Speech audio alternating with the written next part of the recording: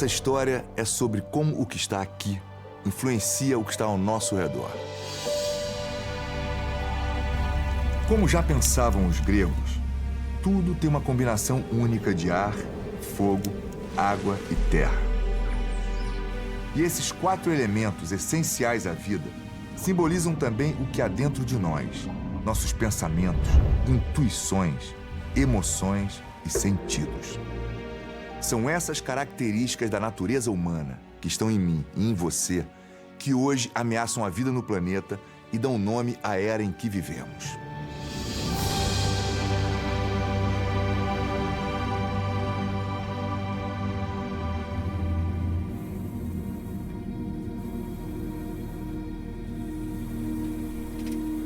O ar está, é claro, em nossos respiros, na atmosfera, mas significa também nossos pensamentos, sonhos e aspirações. Quando criança eu tive um sonho: viver em meio à natureza.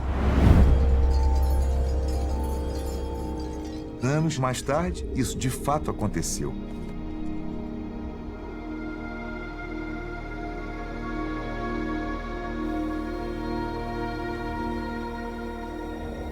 Hoje, eu sei que essa não foi uma mera coincidência, pois em nossos sonhos aprofundamos ideias e geramos possibilidades para o nosso futuro.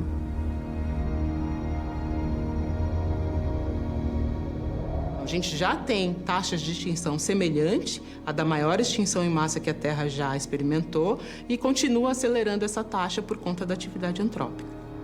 Quem está soltando a lâmina da guilhotina no pescoço coletivo da humanidade somos nós mesmos. Eu acho que os otimistas sempre acham que vai ventar. Os pessimistas sempre acham que não vai ter vento. E os realistas acertam as velas. Então, a gente tem que acertar as velas, tem uma realidade se impondo. A tecnologia tem um papel muito importante. Ela pode ser uma espécie de paraquedas, colorido até, por que não, para nos salvar da extinção. Com a ajuda de cientistas apaixonados pela natureza e pela mente, eu vou te contar como os nossos pensamentos poderão ser esses paraquedas, para evitarmos a colisão com o duro chão da realidade da era dos humanos.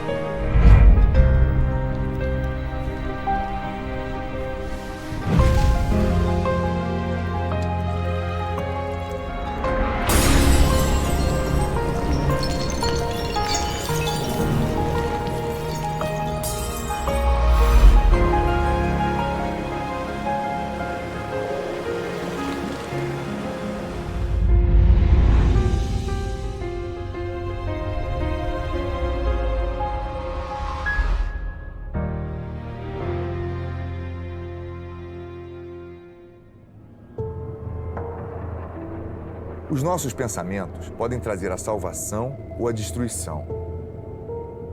E quem sabe muito bem disso é Henrique Gunther. Ele experimentou na pele o impacto de suas decisões.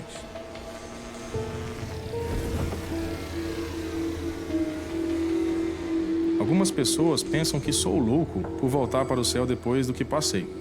Há menos de 2 anos, fui sugado por uma nuvem de tempestade, quando fiz um voo aqui nessa região do Mato Grosso.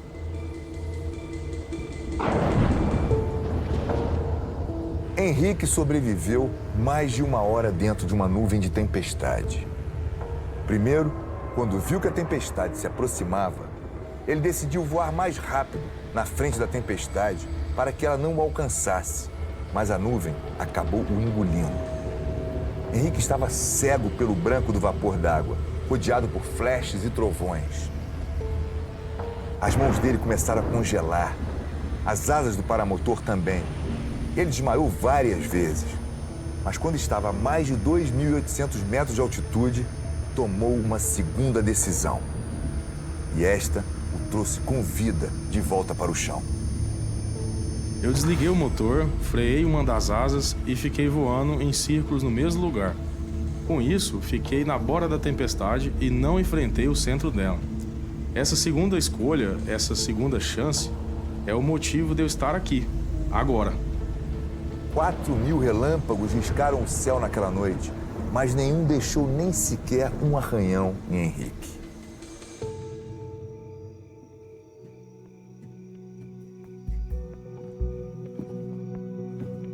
Nosso cérebro tem mais neurônios do que existem estrelas na galáxia.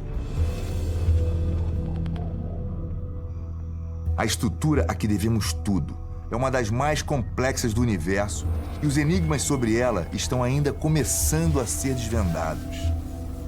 O motivo que você e eu estamos vivos tem tudo a ver com as nossas escolhas, ou melhor, com as nossas segundas escolhas. As nossas segundas chances são tão importantes para a nossa sobrevivência que os cientistas identificaram o lugar exato no cérebro responsável por identificar nossas más escolhas. Essa parte do cérebro, que aparentemente existe somente nos humanos, nos permite avaliar o quão boas seriam as decisões que não tomamos e, quem sabe, nos possibilitar uma segunda chance. O nosso universo interno dita como vemos o mundo lá fora.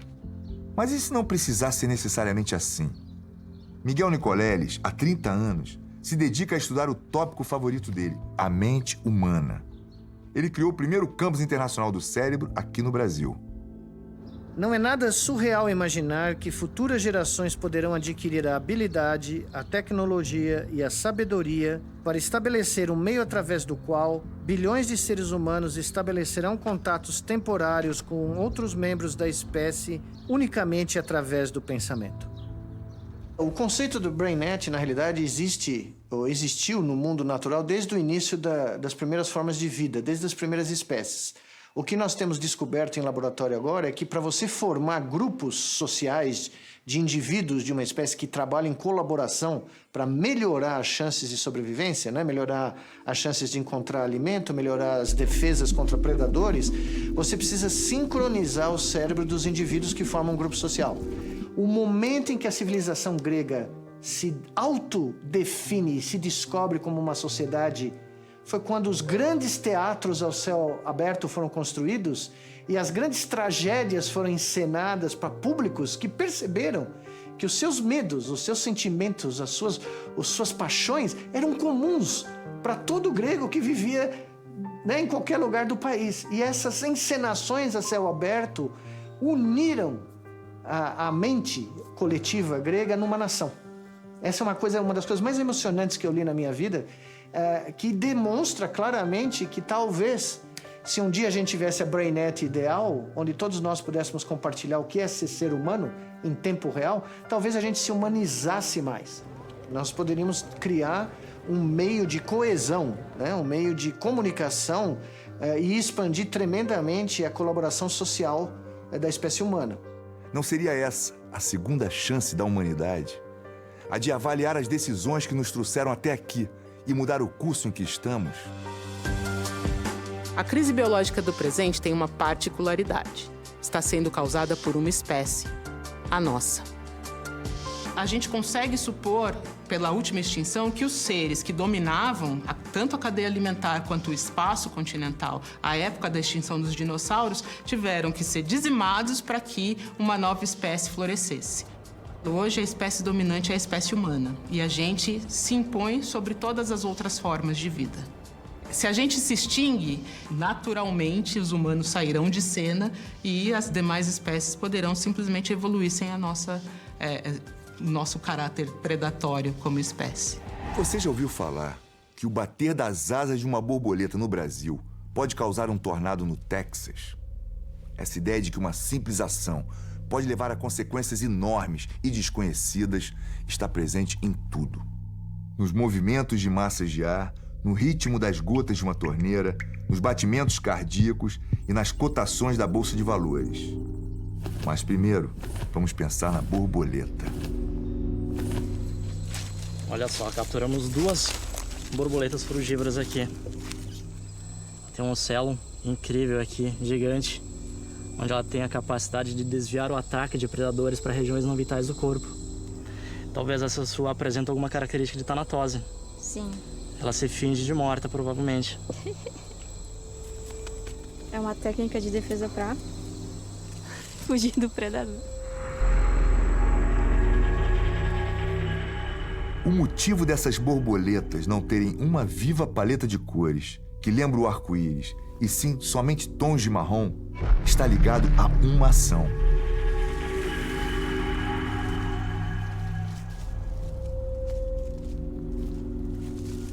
Olha só, conseguimos alguma coisa aí. Ah, que bom, né? Ó, sucesso na captura. A marronzinha tá aí, né? Veja que a gente capturou um padrão marrom de borboletas. As borboletas estão nos dando um alerta do desequilíbrio ambiental. Mostramos pela primeira vez que a Amazônia está ficando menos colorida e perdendo os mais vistosos desses habitantes devido ao desmatamento. Nas áreas desmatadas, as borboletas coloridas somem e reinam as de cor parda ou marrom, que conseguem se camuflar e se misturar à cor da degradação da mata.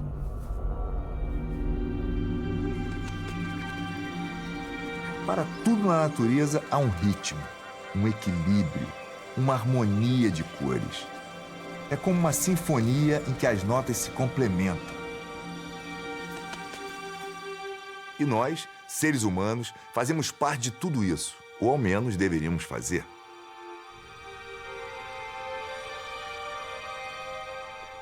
Para entender o impacto de nossos pensamentos no curso da humanidade, vamos para um voo um pouco mais longo, um voo que segue um percurso bastante específico, o trajeto dos rios voadores. A floresta fala uma riquíssima linguagem em tons e variações. No final desse trajeto, as nossas escolhas poderão levar a destinos muito diferentes. O que acontece hoje aqui no céu poderá fazer com que amanhã em São Paulo o dia seja escuro, como a noite, repleto de fumaça e seca, ou sereno e chuvoso, com irrigação para a agricultura e água para todos os brasileiros. Luiz Augusto Machado já acompanha esse trajeto de nuvens densas há mais de 30 anos. Nesse mesmo período, o desmatamento vem ganhando força na Amazônia, tendo cada vez mais caminhos para invadir a floresta.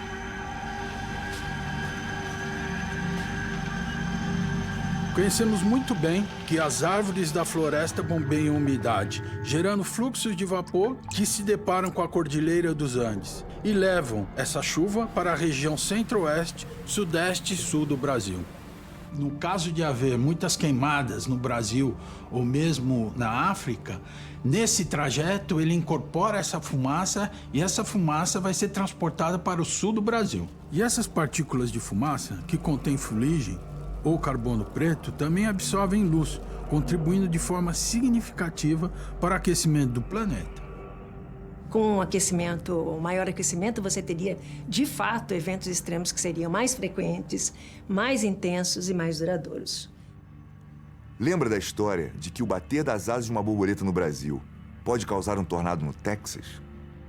Podemos mudar um pouco e dizer que o bater das asas de cada vez mais borboletas marrons no Brasil pode causar cada vez mais tornados no Texas. A humanidade está conectada, querendo ou não. Não tem jeito. Tudo está interligado. A questão é, vamos fazer disso algo para o bem ou para o mal?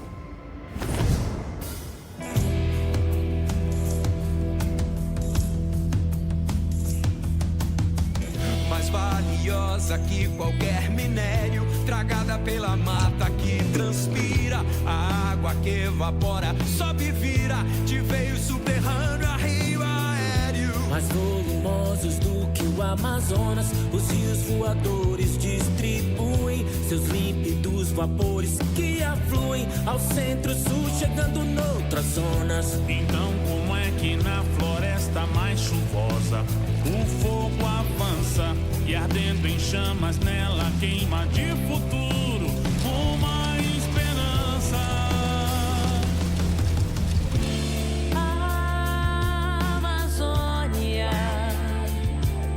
razão de tanta insânia e tanta insônia.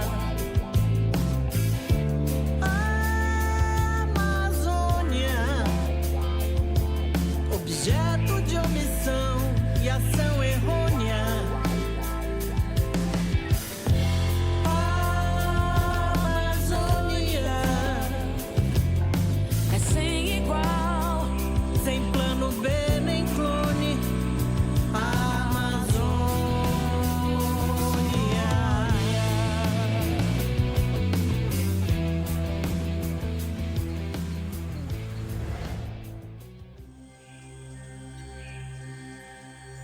Existem conexões que parecem improváveis ou até mesmo impossíveis. O que o crescimento de trepadeiras na floresta amazônica tem a ver com um aumento abrupto na temperatura global nos próximos 30 anos, que pode levar a novas pandemias? Aparentemente, o crescimento das lianas, mais conhecidas como trepadeiras, nada tem a ver com o clima presente ou futuro. Mas, note, aparentemente. A vida é resultado de uma sucessão de pequenos detalhes e incríveis coincidências em um universo vasto, complexo e caótico. Quando realmente nos damos conta de tudo isso, vemos o quão frágil é o fato de podermos simplesmente respirar aqui e agora. Nos últimos 500 milhões de anos, este planeta experimentou 5 extinções em massa. Dessas 5, 4 envolveram mudanças climáticas devido a gases do efeito estufa. A mais impactante foi há cerca de 250 milhões de anos. A grande extinção em massa, aquela que todo mundo sabe que aconteceu, todo mundo conhece, dizimou 90% da vida marinha e 70% da vida terrestre.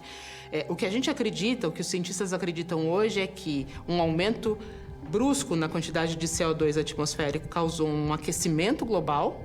E o que chama a atenção dos cientistas é justamente isso. Os vulcões exalam CO2 em ordens de magnitude que são muito menores do que a capacidade humana de exalar CO2. Então, a gente exala CO2 em muito maior volume e em pouco tempo. E onde entra a Amazônia nisso tudo? A maior floresta tropical do mundo é o berço para 500 espécies de mamíferos, mais de 1.000 espécies de aves, 3.000 espécies de peixes, 10.000 espécies de árvores e também para 400 bilhões de toneladas de gás carbônico aprisionados nas árvores, o que equivale a 10 vezes as emissões globais atuais.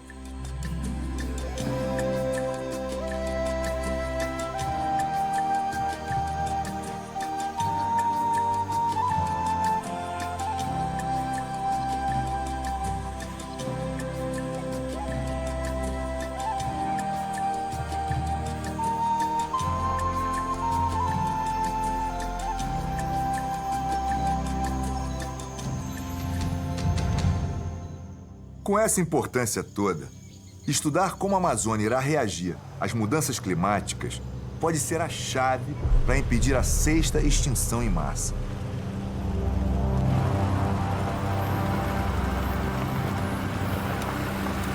Próximo ao centro geográfico da Amazônia, ao final de uma estrada de 30 quilômetros, cercado por 360 graus de floresta, está o ecólogo, apreciador de horticultura e amante do mountain bike, Davi Lapola.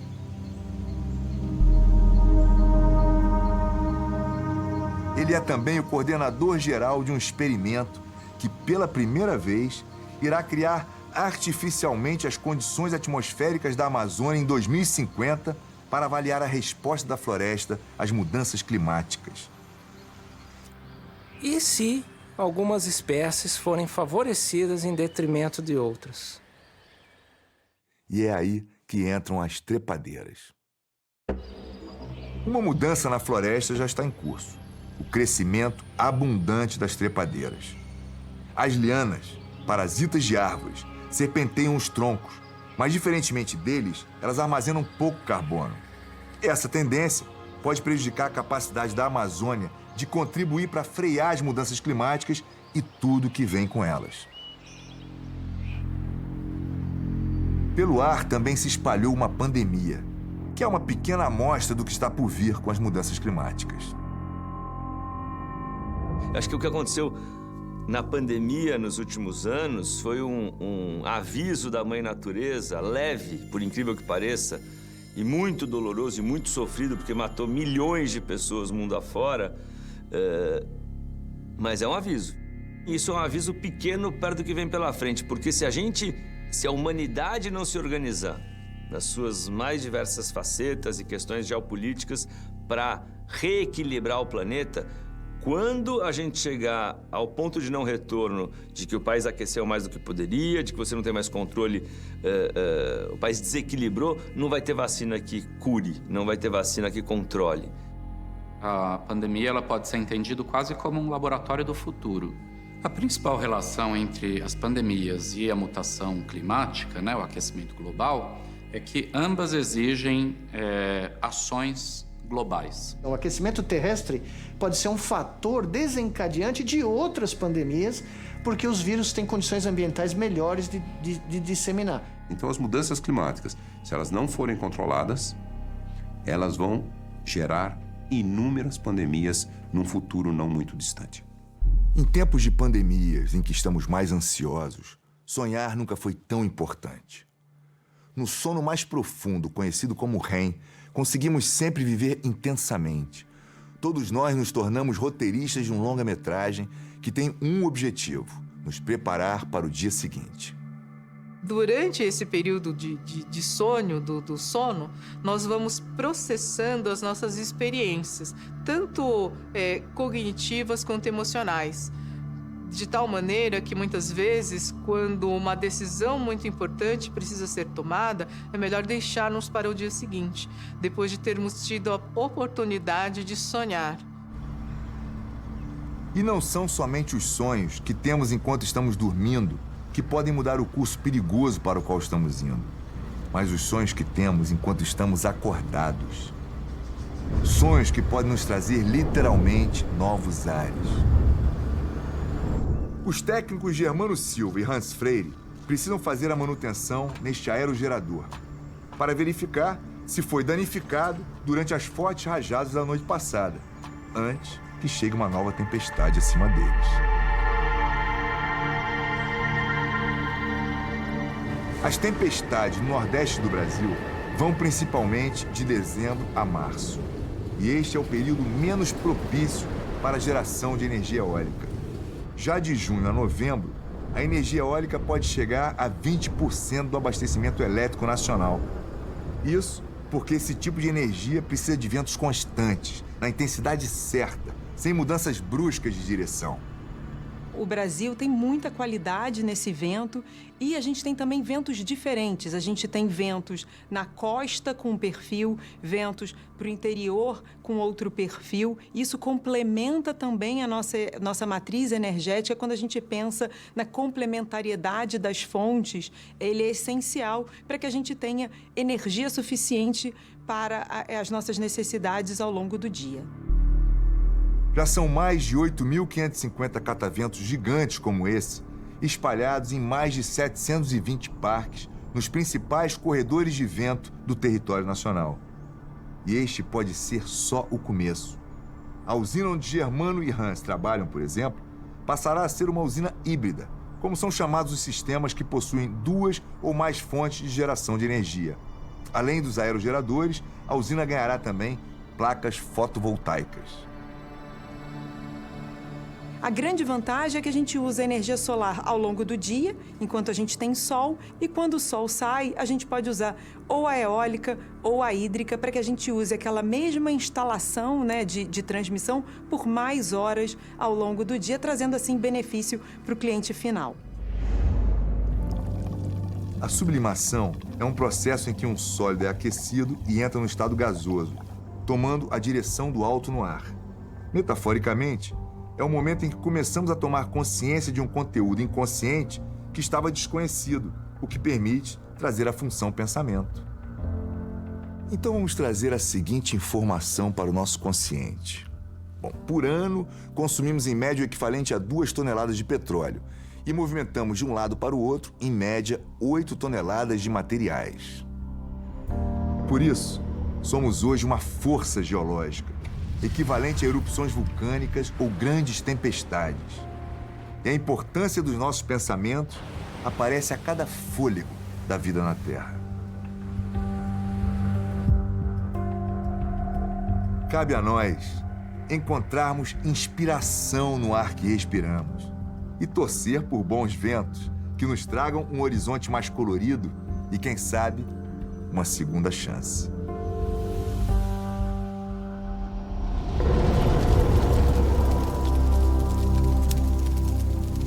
A chama do fogo que observamos também está dentro de nós. É a fagulha que acende quando menos esperamos e nos traz uma intuição, uma ideia do que fazer, para onde seguir, ou até mesmo como sobreviver a determinadas situações. O fogo simboliza muitas coisas. Nos reconecta a nossos antepassados, nos possibilita a contemplação, a meditação. Mas o fogo, que foi tão importante para a nossa evolução, hoje causa incêndios florestais de grandes proporções. Eu presenciei as chamas de perto quando chegaram na minha fazenda de alimentos orgânicos, lá em Teresópolis. O fogo no Pantanal e na Amazônia, provocado pela ação humana, já ameaça a vida na Terra, incluindo a nossa.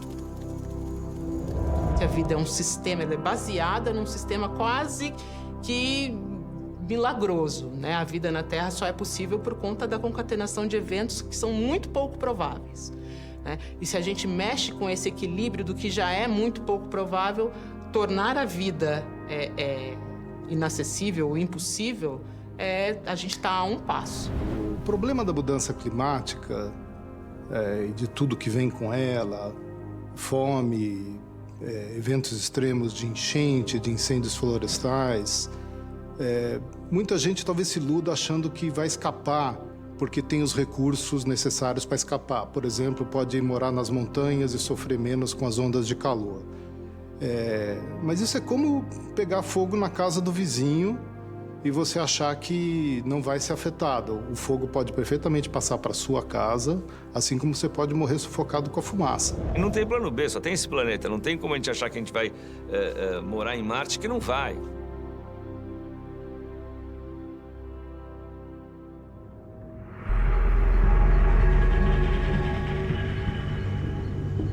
Não importa a dimensão da tragédia.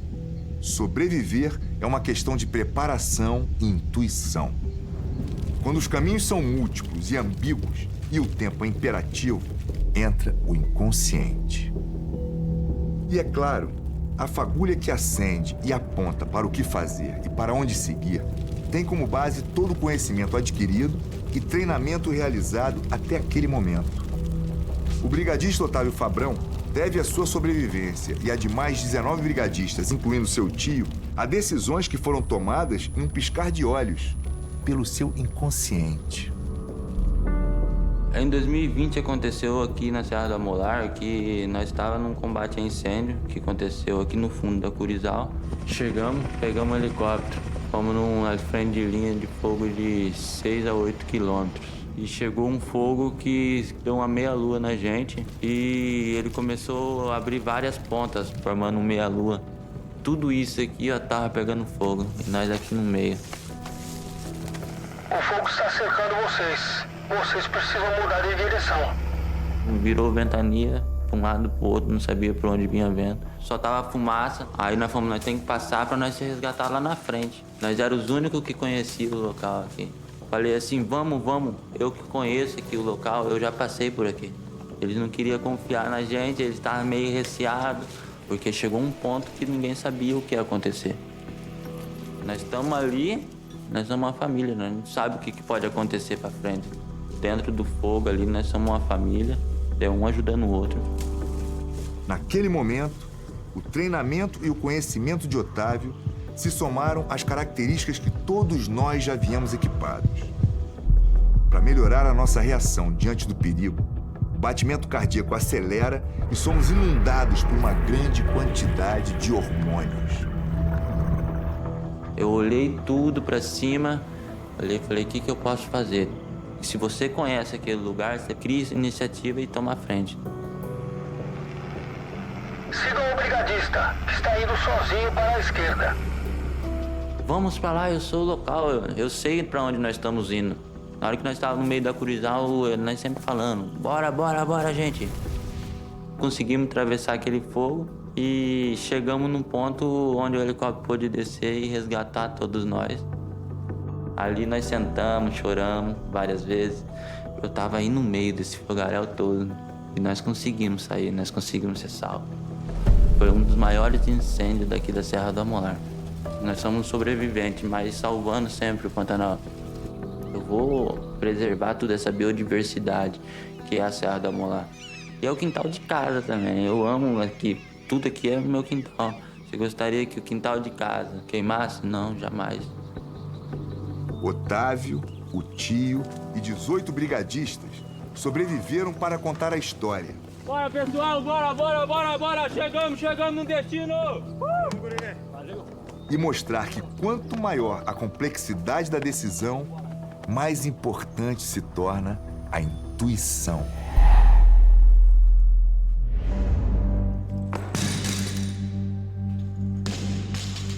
Mas não é somente para a sobrevivência que a intuição é essencial. Ela também é necessária nos momentos decisivos. Aqueles, por exemplo, que vivenciam os atletas profissionais. Osmar Pinto Neto fez seu pós-doutorado nos Estados Unidos em engenharia biomédica. Ele alia a ciência da mente à ciência do corpo para melhorar o desempenho de atletas profissionais de diversas modalidades. Ele analisou, a partir da biomecânica, jogadores de futebol e lutadores de MMA. E se dedica também à performance de atletas olímpicos. Oi, e aí, Isaac? Beleza? Como foi o treino, cara? Beleza? O treino continua no laboratório agora. Vamos lá. O Isaac Conserva é campeão brasileiro de judô e nas últimas 2 seletivas olímpicas ficou em 3º lugar. Agora, para conquistar o sonho olímpico, cada detalhe importa. Deixa eu te mostrar como que vai ser esse experimento. É um experimento que é simples, mas as implicações são super importantes, tá?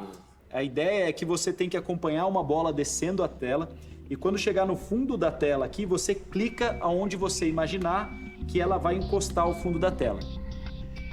Precisamos analisar os erros para saber o que não fazer, mas principalmente ele precisa aprender a ler os oponentes e utilizar a intuição para antecipar os movimentos de quem está diante dele. O inconsciente sabe antes do consciente o que fazer. E segui-lo pode fazer a diferença entre perder ou ganhar. Com o tempo, você aprendeu a média da localização da bolinha. E em vez de onde você viu, você começou a ir entre o que você viu e a média. A média te influenciava. Seguir o inconsciente pode ser tudo para um campeão olímpico. Agora o que a gente vai ter simulado para você aqui é um relógio. O que acontece? De vez em quando, o ponteiro vai andar um pouquinho mais rápido, ele vai dar um pulo maior. No momento que você detectar isso, você vai clicar o mouse o mais rápido possível.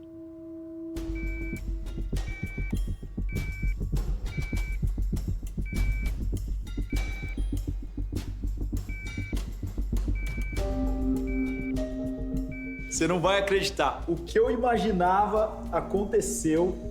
O teu cérebro estava processando essas informações e o seu inconsciente já estava levando em consideração a ponto de mudar o seu comportamento sem você saber. Sem eu saber. Tá? Eu tinha percebido, como eu falei no começo, né? Eu percebi que estava tendo um padrão depois de um certo tempo, só que eu não estava conseguindo associar o começo, que foi aleatório, e eu não conseguia mais fazer com que os dois entrassem num consenso ali para ter um padrão. O que você tinha de informação no começo. Isso. O Isaac descobriu em menos de 4 minutos um padrão de forma inconsciente. O que significa que na luta dá tempo de sobra para ele descobrir padrões e, a partir disso, realmente agir. Da mesma forma que o tempo de reação caiu muito dele aqui no experimento, se o tempo de reação dele cair na luta, ele vai conseguir contra-atacar alguém e às vezes ganhar uma luta sem nem entender o porquê que ele ganhou. Em se tratando da humanidade, seguir a intuição pode simplesmente fazer com que o relógio continue a girar.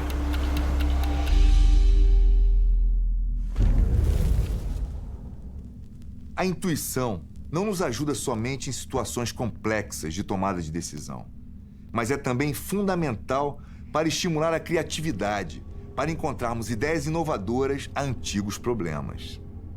Inovações que têm como ponto de partida nossos acertos e, principalmente, erros. Nas tradições indígenas, o fogo representava o sol e significava felicidade e prosperidade. Mas agora, para o povo do Pantanal, as chamas trazem medo, asfixia e destruição. Os Guató, símbolo da resistência indígena do Pantanal, tiveram sua área destruída em 2020. O incêndio atingiu mais de 90% da Serra do Amolar, matando 17 milhões de animais e 700 mil árvores. Assim como Otávio, os Guató protegeram o território dos incêndios com seus próprios corpos. Mas toda a coragem dos Guató não basta quando se trata de enfrentar as chamas no Brasil. Em se tratando de acertos e erros, não faltam erros no mapa das cicatrizes deixadas pelo fogo no país. De 1985 a 2020, 20% do país queimou. O pico do fogo acontece em setembro, pouco antes da estação mais chuvosa começar, quando a floresta ainda está seca. É nesse período também que acontecem os raios mais fortes, que têm mais potencial de destruição. Osmar Pinto Júnior estuda raios há mais de 30 anos. Já viajou pelo Brasil atrás dos impactos das descargas atmosféricas que acontecem aqui como em nenhum outro lugar, visto que somos o país campeão mundial em incidência do fenômeno. O cientista agora investiga os impactos dos 100 milhões de raios que acontecem todos os anos na floresta amazônica. Sabemos que essas árvores foram queimadas por raios. Quando os raios acontecem na floresta amazônica, eles causam fogo e um raio pode matar até 5 árvores. Mas a alta umidade da floresta amazônica faz com que os incêndios causados por raios não se alastrem. Mesmo assim, anualmente morrem 50 milhões de árvores atingidas por raios na floresta amazônica. Esse número, contudo, está em equilíbrio com a biodiversidade da região. Em um ano, cerca de 650 milhões de árvores morrem queimadas na Amazônia. Então, de onde vem a destruição dos outros 600 milhões? Do desmatamento seguido pela queima. Após a derrubada, a floresta continua toda ali, no chão. Fica secando por dias e o fogo é a forma de fazer com que essa vegetação desapareça. O fogo na Amazônia é sem dúvida uma marca humana. Com as mudanças climáticas e a intensificação das secas, esse fogo ele pode se transformar em grandes incêndios florestais que escapam das áreas abertas, entram nas florestas e queimam grandes extensões de terra.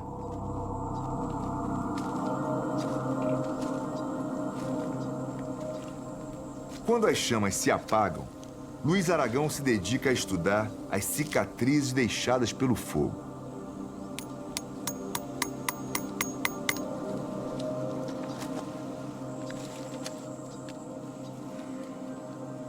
Árvore 1306, circunferência 115.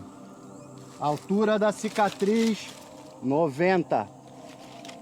E diferentemente do que se pensa, elas vão muito além do que podemos testemunhar. 3 anos após os incêndios, 27% das árvores morrem e os impactos perduram por até 30 anos. E os danos para a floresta e para o mundo não param por aí. Até mesmo nessa parte intacta da floresta, os danos do desmatamento estão ali. Nas folhas das árvores que ainda sustentam a maior biodiversidade do planeta, há níveis alarmantes de mercúrio tóxico que vêm dos garimpos. Mas as coisas ficam ainda mais complicadas quando essas folhas estão em chamas. Aqui nós vamos precisar preparar amostras de folhas que foram coletadas no chão da floresta amazônica. Anne Fostier analisa o destino do mercúrio emitido pelos incêndios de florestas. A floresta amazônica possui 23% de todo o depósito de mercúrio no mundo. Com as queimadas, esse mercúrio, que é altamente tóxico, volta para a atmosfera e pode ser transportado em uma escala local, regional ou até global. E nosso grupo estimou que essas emissões correspondam a 4 a 8 toneladas de mercúrio emitido por ano devido às queimadas da floresta amazônica. Esta é uma das florestas com maior biodiversidade do planeta. Já sabemos que ela captura toneladas de carbono. Agora, descobrimos que ela exerce um papel adicional muito importante, que é reter o mercúrio atmosférico. E tudo isso pode estar por um fio, ou melhor, por algumas chamas. O controle do fogo foi um ponto de virada na evolução humana. O fogo nos deu a possibilidade de cozinhar a comida, nos proteger de predadores e insetos, expandir as nossas atividades nas horas frias da noite e até mesmo serviu para renovar e fertilizar o solo para a agricultura familiar. O fogo é um instrumento muito poderoso que foi usado desde sempre pela humanidade, de várias maneiras. No caso dos indígenas brasileiros e da América do Sul, por exemplo, a prática da coivara, né, da queima da terra, da floresta derrubada para você refertilizar o solo, é uma tecnologia muito antiga e muito útil. Eu diria que a agricultura indígena não sobreviveria sem o fogo. Mas o fogo agora está nos levando a um novo ponto de virada. E este, ao invés da evolução, pode nos trazer a extinção. Nós estamos vivendo um momento em que a Amazônia está na beira de um precipício. Se nós continuarmos com os ritmos de desmatamento e degradação que nós estamos vendo nos últimos anos e as emissões não forem reduzidas rapidamente, nós passaremos desse ponto irreversível de perda da floresta amazônica, o ponto de não retorno, no máximo entre 20 e 30 anos. Como nós estamos riscando o fósforo que está nos levando ao terrível ponto de virada, cabe a nós também dispararmos a faísca para a solução. Monitoramos os incêndios e o impacto do fogo na floresta utilizando drones, lasers lançados por aviões e sensores ópticos a bordo de satélites. O efeito combinado do fogo para o uso da terra com as mudanças climáticas requer monitorar os incêndios florestais por longos períodos e vastas extensões. Com tudo isso, poderemos prever a ocorrência das chamas e o risco de incêndios, minimizando assim o impacto das cicatrizes de queimada sobre o funcionamento da floresta amazônica. E em se tratando de alertas de risco, um novo alerta já foi disparado. Esta será a década mais desafiadora. Em um primeiro momento, é difícil perceber que os incêndios, secas e inundações podem fazer tanto estrago quanto massivas erupções vulcânicas ou um asteroide gigante. Só que tudo começa a ficar mais claro quando sabemos ver.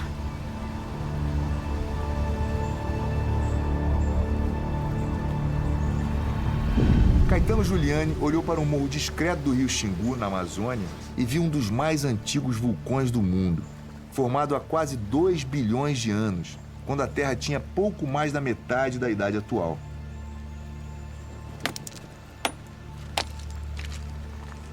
Marcelo, aqui nós temos então as duas unidades vulcânicas, né? Bem separadas, bem separadas, texturalmente bem distintas. Significa que nós temos uma quantidade enorme de vulcões e de atividades vulcânicas aqui. Uma variedade de rocha muito grande que reflete isso. Exatamente. Essa foi uma área de intensa atividade vulcânica, uma das maiores atividades vulcânicas desse tipo no mundo. Era um verdadeiro inferno na Terra. Os vulcões expeliam rochas, expeliam materiais derretidos, rochas derretidas, e derrames de lavas moldavam a paisagem. E exatamente nessa época, ocorreu a primeira extinção em massa, em um evento mais catastrófico do que o que dizimou os dinossauros. Quase tudo que era vivo morreu. É novidade para você? Também foi para mim. O recente e surpreendente estudo nos coloca agora, ao invés de na sexta, na 7ª extinção em massa. Nessa primeira extinção, os protagonistas não foram os vulcões, e sim, por mais incrível que pareça, o excesso de oxigênio. Mas os vulcões foram responsáveis por 2 extinções em massa. Uma delas abriu caminho para os dinossauros dominarem a Terra por 136 milhões de anos. E o que nós humanos temos a ver com isso? A Terra é capaz de trocar gases do seu interior para a atmosfera via vulcanismo, mais ou menos numa ordem de 0,4 bilhão de tonelada por ano. Os humanos, em um único ano, conseguem emitir 100 vezes mais CO2. Se seguirmos emitindo CO2 nas taxas atuais, ao final do século, teremos emitido quantidades semelhantes aos vulcões que causaram a extinção do final do período Triássico. Essa é a década do maior desafio que a humanidade já enfrentou desde que existimos Homo sapiens, 200, 250 mil anos, ou as civilizações, vamos dizer assim, 5 a 10 mil anos. Nada foi tão desafiador. Esse é um momento único da história da humanidade que vai decidir se nós vamos estar aqui para contar essa história daqui a 200, 300 anos. Quanto ao asteroide que dizimou os dinossauros, a comparação é simples. Agora, nós somos a bola de fogo em direção à Terra. O que será que o nosso inconsciente teria a dizer sobre isso? Nas dificuldades, aparecem as oportunidades de repensarmos e seguirmos caminhos diferentes. O Sol, que era chamado pelas tradições indígenas de o Grande Fogo, é agora a fonte de energia que mais cresce no Brasil e já é responsável por evitarmos a emissão de mais de 10 milhões de toneladas de CO2 na geração de eletricidade. Na natureza, nada se cria, nada se perde. Tudo se transforma. É exatamente usando a energia que existe na natureza que a gente consegue, então, obter a energia elétrica, né? E como a gente sabe, a natureza é pródiga em energia e ela consegue nos fornecer várias fontes de energia. Vitor Gamba é responsável por monitorar a usina para melhorar a eficiência na operação.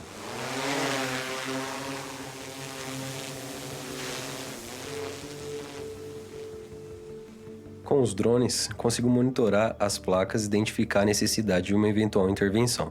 Com isso, conseguimos atuar de forma preventiva, também consigo mapear o solo e a vegetação no local. Poucos adultos conseguem ver a natureza. Escreveu o filósofo e escritor americano que criou o movimento do transcendentalismo no século XIX. O movimento cultural que deu origem ao ambientalismo tinha como base expandir a mente através de uma ligação com a natureza, aceitando-a como parte da energia universal.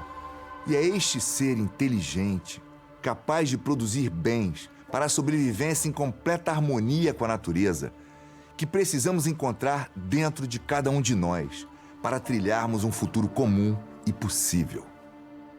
Nós precisamos aprender a respeitar esses ciclos da natureza da mesma maneira que os povos originários o respeitam. Esse conhecimento ancestral estão nos povos originários.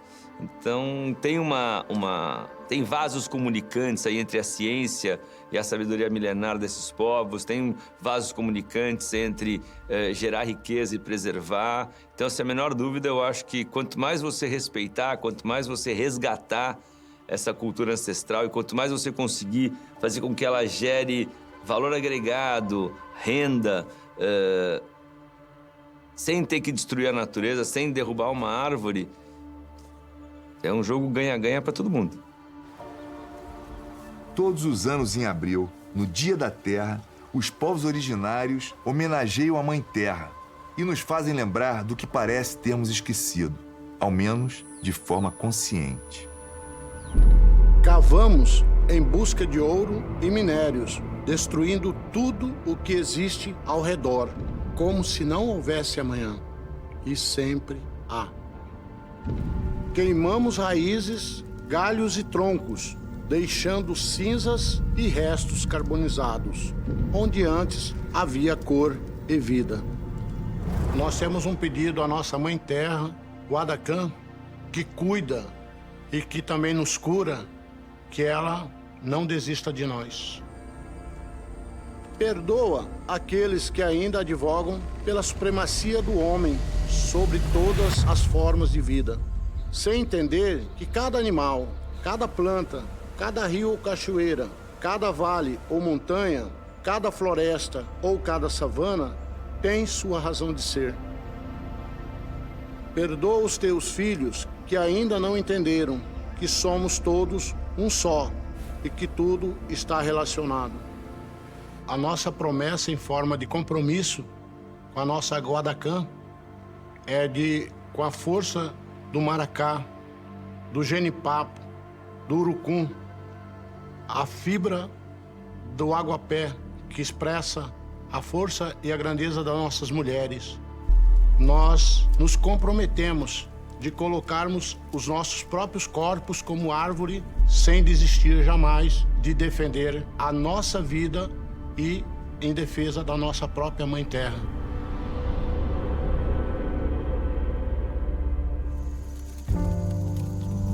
O fogo pode traçar um caminho de destruição e extinção ou fertilização e ascensão. Mesmo cercados pela fumaça, nosso inconsciente sabe para onde ir.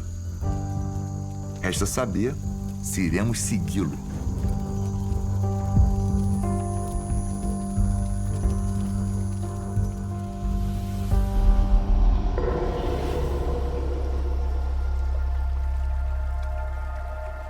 Água, o que flui, sempre mudando, assim como as nossas emoções. Emoções estas que podem secar o berço da vida. O nosso bem-estar e de todos os ecossistemas dependem da água.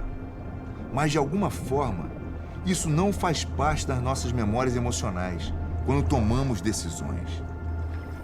Mas, para a memória do planeta, nada escapa. A gente detém aqui, tem o privilégio de deter boa parte da água potável, água doce do planeta, está aqui. Eu tenho encontrado uma grande quantidade de lixo plástico no fundo dos oceanos. Esse é um grande problema, porque esse plástico ele pode depois ser degradado e ele entra na cadeia trófica, que vem ameaçar a vida na Terra. Nessa velocidade que as águas dos oceanos estão aquecendo, que são décadas a poucos séculos, se a temperatura chegar a 2 graus, 95% das espécies de corais irão desaparecer.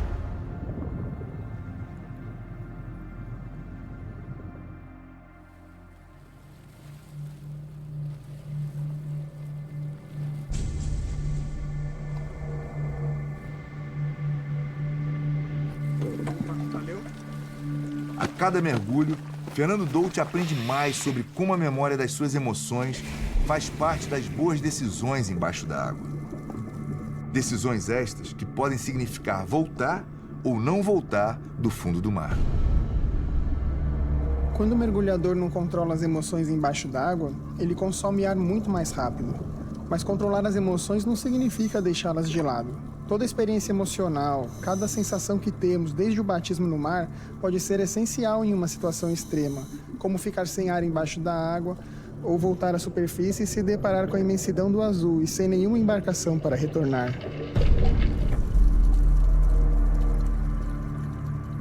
Mas em todos os seus mergulhos, em mais de 21 anos, Fernando nunca havia tido a sensação que teve naquele feriado de carnaval na Ilha da Queimada Grande, que é conhecida por ser a segunda ilha com a maior densidade populacional de cobras no mundo. Chequei a previsão para o sábado e fiquei na dúvida em fazer o mergulho ou cancelar, porque o mar estava um pouco ruim. Normalmente fazemos o primeiro mergulho para mostrar o naufrágio do Tocantins, navio que naufragou há quase 100 anos. Mas nesse dia tudo foi diferente. Como uma frente fria havia acabado de passar, o mar não estava favorável para o mergulho ali. Mal sabia ele que iriam ver um outro naufrágio, ou melhor, os sobreviventes dele. Então viramos no barco e fomos para o outro lado da ilha. Quando chegamos ao Saco da Banana, percebemos que havia algo errado. Algumas pessoas estavam na pedra e se jogaram no mar em direção ao nosso barco. Eu fiquei com uma mistura de choque e receio.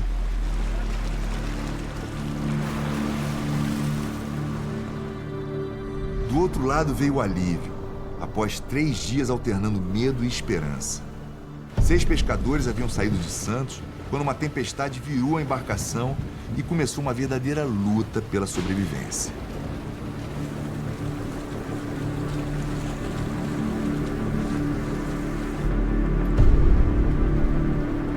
Em uma tragédia, para sobreviver passamos primeiro pela negação. Nessa fase, tentamos de tudo para nos convencer de que aquilo não está acontecendo. Somente quando aceitamos o inevitável é que passamos a agir. E o tempo que levamos da negação à aceitação pode resultar na vida ou na morte. E o mesmo vale para a humanidade. Esse negacionismo da nossa dependência do ecossistema terrestre enquanto espécie é que está nos levando mais próximo da extinção. Em momentos de crise, essa negação ela tende a se acentuar ainda mais.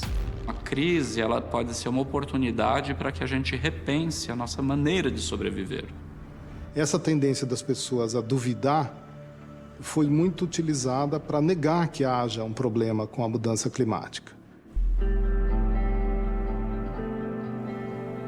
Na tragédia do Carnaval, na ilha de Queimada Grande, 4 pescadores pularam da embarcação no momento em que ela virou. Os outros 2 naufragaram junto com ela e nunca mais voltaram do fundo do oceano. Quanto aos sobreviventes, apesar da triste experiência, novos mares virão, pois se mantém o sentimento de que a vida depende da água. Uma constatação clara que parece termos nos esquecido.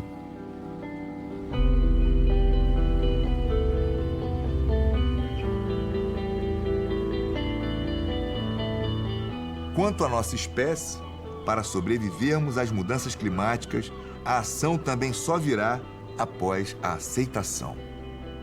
É inequívoca a influência humana no sistema climático e que já provocou aquecimento na atmosfera, no oceano, na biosfera terrestre. Não tem mais, vamos assim dizer, nenhuma linguagem de calibração que a gente costuma dizer que é atribuir algum resultado do IPCC a uma confiança maior ou menor. É um fato. Então, aqueles que preferem negar isto estão simplesmente demonstrando a sua ignorância. O tempo está passando. Sabe aquela expressão, o que os olhos não veem, o coração não sente? Eu iria ainda além. E quando o coração não sente, nada fazemos. O que eu tenho a ver com os corais estarem desaparecendo? Ou com as toneladas de plástico no fundo dos oceanos? E é na ausência de respostas para questões como essas que está um dos grandes problemas da nossa espécie.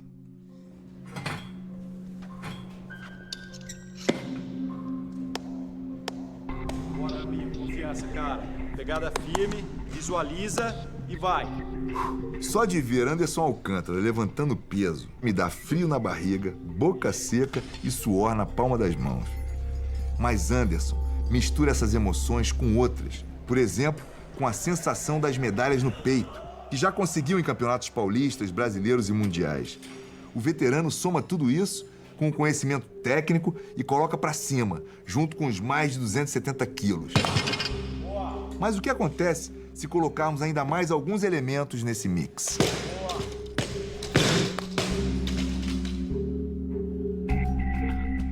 O especialista em engenharia biomédica Osmar Pinto Neto investiga o papel das emoções, em particular da empatia, na mudança do desempenho dos atletas. O experimento hoje, a gente quer ver o quanto de força que você tem, mas mais que isso, por quanto tempo você consegue aguentar uma força muito grande, tá? Vai lá, apertou, apertou, apertou, apertou, força. Parte desse experimento tem a ver com o nosso projeto social aqui na Arena, tá? E vocês vão ver agora alguns vídeos que alguns dos nossos alunos fizeram especial para vocês. Eu participo do projeto social da Arena 235 e eu tenho o sonho de, quando eu crescer, eu ser estilista. Meu maior sonho é ser engenheiro civil e estudar na Universidade de Harvard. Meu sonho, ele é ser um escritor, especialmente na parte de filosofia e psicologia. Então eu queria pedir para você que está aí do outro lado fazer bastante força para o nosso projeto para eu conseguir alcançar esse meu sonho. Daí a gente fala para a mesma pessoa, cansada, que se ela fizer mais força agora, ela vai ajudar mais crianças a realizarem os sonhos delas. Eu tenho outra surpresa da experiência. Olha quem está aqui, os 3 estão aqui, o Lucas, a Anne e o Matheus. Eles vieram te dar uma força. Gente, cumprimenta aqui o campeão brasileiro de rugby. 3, 2, 1. Bora, Rambinho. Passou o verde. Fica, fica, fica. Vamos ficar acima. Vocês estão bem acima. Não deixa cair, não deixa cair. Vocês estão bem acima. Fica acima. Vai, fica. Vamos, fica. Vamos. Segura. Aê, deu. Boa. Cara, ficou até tonto, cara. Até tua altura. E de repente o que acontece é maravilhoso. As pessoas dobram, triplicam e às vezes até mais vezes conseguem aumentar o tempo que elas estavam segurando a mesma força. É como se elas tivessem uma força dentro delas que só é tocada quando a necessidade ou a vontade de ajudar uma criança aparece. O que passou na tua cabeça, cara? Cara, tentei me dedicar ao máximo, né, pra ajudar eles a realizar esse sonho que eles têm. Como que você conseguiu uma força de 430 newtons? Chegou um ânimo a mais, né, pra colocar pra vir essa força um pouco a mais do que eu queria ter mantido. Teve alguma memória que você Pensei sentiu? também nos meus filhos, né, que tudo que eu faço hoje é pra ajudar eles também lá na frente, né, alcançar tudo que eles pretendem, né, todos os sonhos e objetivos deles. A gente consegue ver que teve uma atividade maior, né, quando a pessoa assistiu o filme e foi fazer a tarefa motora. É o efeito super-herói de a gente fazer uma coisa não só pela gente, mas pelas outras pessoas. Perfeito. Este experimento reproduz alguns conceitos do clássico Dilema do Bonde, em que um trem desgovernado irá atingir 4 pessoas. Se você puxar uma alavanca, pode alterar a rota do trem e isso matará uma pessoa que está no outro trilho. Você puxa a alavanca?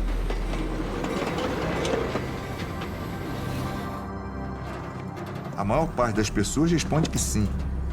Mas e se mudarmos um pouco e agora, para salvar as 4 pessoas, você precisa empurrar um senhor para a morte e o corpo dele irá frear o bonde? Você empurraria? Quando a gente fala em empurrar uma pessoa em direção ao trem, muda tudo. Outras áreas do cérebro são ativadas e a gente começa a se colocar no lugar da pessoa e pensar, será que eu gostaria de ser empurrado na frente de um trem? A maior parte das pessoas agora diz que não conseguiria empurrá-lo. Mas não é a mesma coisa? A diferença é a emoção. Ao empurrar o senhor, nos colocamos imediatamente na situação dele e com isso sentimos o que ele sente, o que muda tudo. E a chave da mudança pode estar simplesmente na perspectiva com que vemos o mundo. A empatia é uma força, não tão visível quanto a de Anderson, mas capaz de promover reais mudanças no mundo.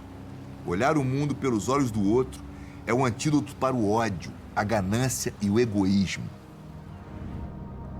E assim como foi para os pescadores alcançarem a sobrevivência, para chegarmos à compaixão é necessário passarmos também pela negação.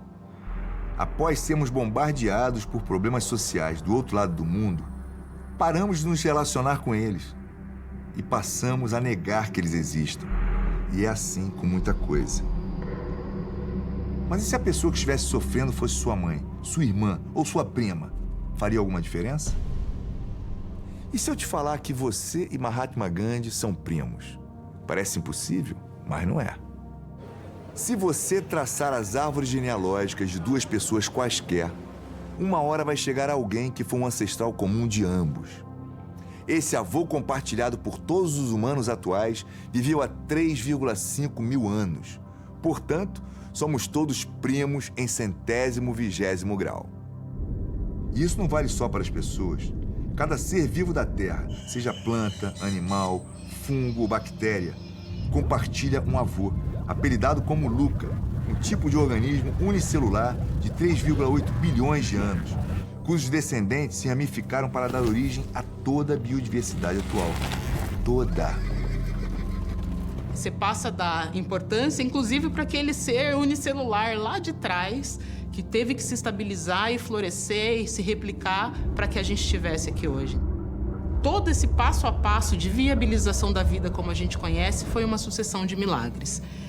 Talvez sabendo o quão delicada era a vida primordial e o quanto poderia ter dado errado, a gente desse um pouquinho mais de valor para esse milagre que é a vida, todas as formas de vida. Tudo é perspectiva. E às vezes o que precisamos é mudar um pouco a nossa.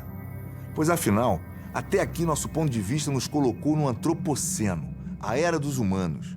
E o que marca o início dessa era é o nosso ato mais destrutivo. O que isso diz sobre nós? Eu e meu pai somos de eras geológicas diferentes. Não é muito louco isso?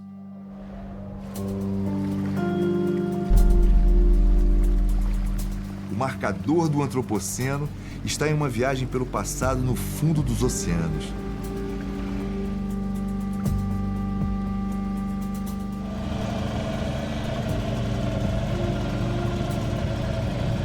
Vamos tentar pegar uma área que tenha mais lama, né? Que a gente possa marcar melhor lá o Antropoceno e tudo mais e pegar um testemunho que a recuperação vai ser melhor, né? Exatamente.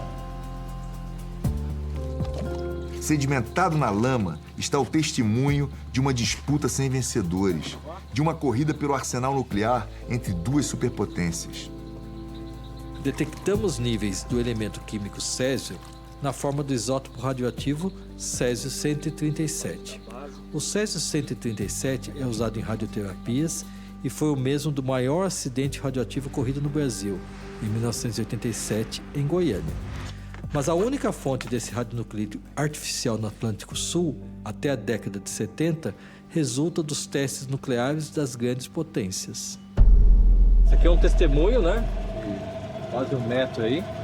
E ele tem um bom tamanho para registrar bem um antropoceno, que a gente acredita aí que 40 centímetros, 30 a 40 centímetros, a gente já consegue encontrar a medida do radionuclídeo de interesse, que é o Césio-137, né?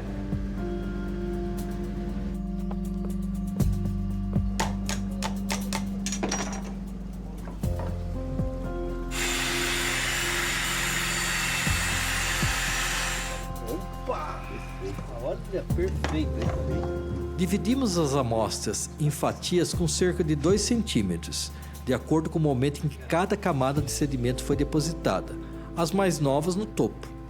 Com isso, foi possível identificar com a maior exatidão o momento em que o Césio-137 foi depositado no hemisfério sul.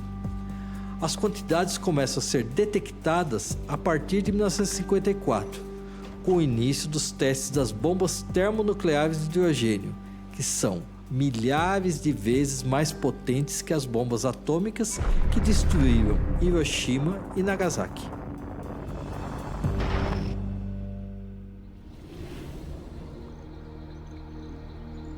Quando atira uma pedra em um lago, cria uma perturbação que se propaga em círculos, que vão aumentando cada vez mais, até chegar a uma grande onda na encosta do lago.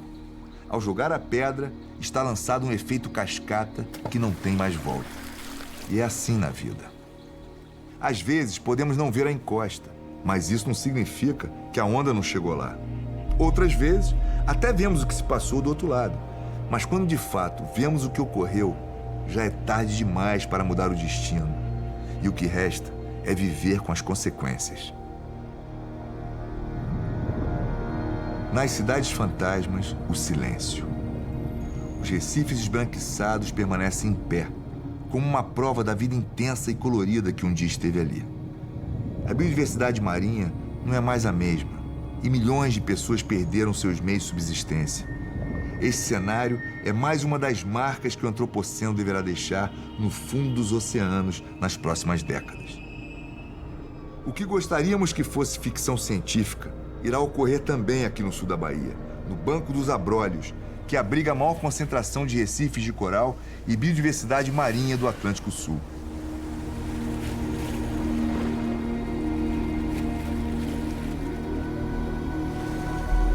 Tudo devido a uma pedra que está sendo lançada agora.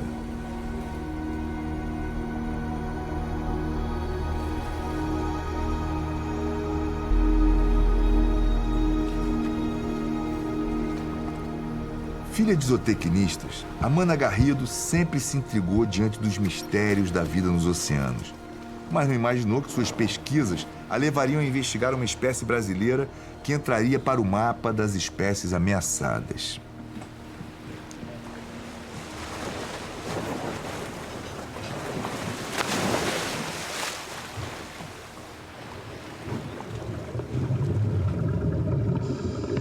Já na minha graduação, eu me interessei pelos corais. Nos oceanos, não há nada que se compare a esses animais. 1 em cada 4 espécies marinhas vive nos recifes de corais.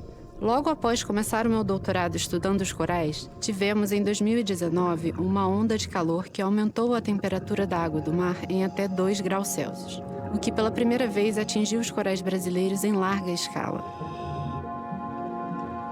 Esses organismos, eles vivem num ambiente quente há milhões de anos, então eles vivem muito próximo do limite de tolerância térmica deles. Então 2 graus, eles não estão acostumados, isso é essencialmente um genocídio. A gente vai ter uma mortalidade em massa de corais ao longo do planeta inteiro.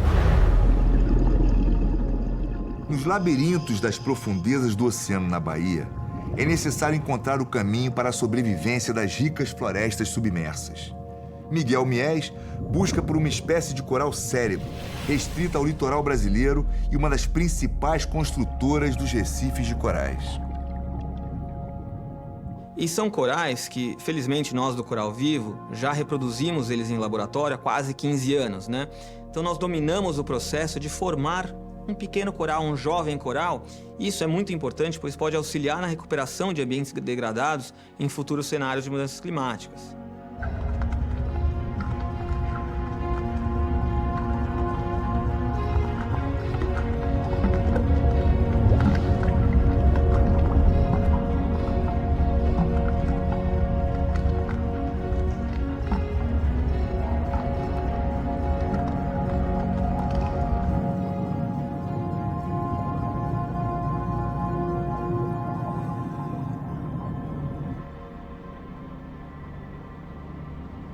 Outra ameaça aos corais, além da temperatura, é a acidificação da água do mar.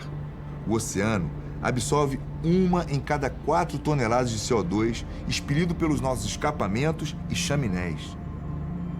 Apesar do serviço que o oceano faz por nós, não fazemos o mesmo por ele. Somente pelo rio Amazonas são despejados no oceano 39 mil toneladas de plástico por ano. A atual massa de plásticos passou a ser igual ao dobro de todos os animais do planeta. A persistência do plástico no ambiente marinho é um dos grandes vestígios do antropoceno.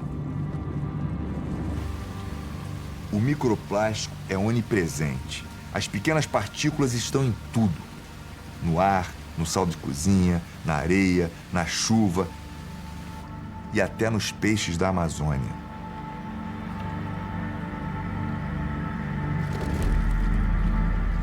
Descobrimos que aqui a maioria dos peixes tem partículas de plástico no estômago.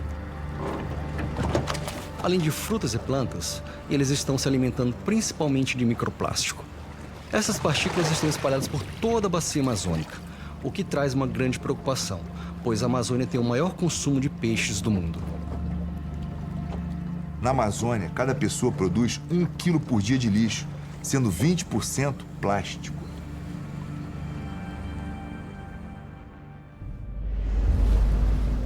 Se, por um lado, o aumento acelerado do nível do mar deverá expor 1 bilhão de pessoas a inundações até 2050, e a ausência de corais fará com que a violenta ação das ondas castigue ainda mais as regiões costeiras, por outro, os rios que fornecem água potável estão secando. Cerca de metade da população mundial já sofre com a grave escassez de água. Na Amazônia, as dezenas de milhões de pessoas que habitam o território, incluindo centenas de tribos indígenas, dependem do rio Amazonas e dos afluentes dele para ter energia e poder viver da pesca de água doce. Quando você tira as árvores, corta essa floresta, rompe-se esse ciclo hidrológico, há essa redução das chuvas, da qual o nível dos rios aqui na região dependem.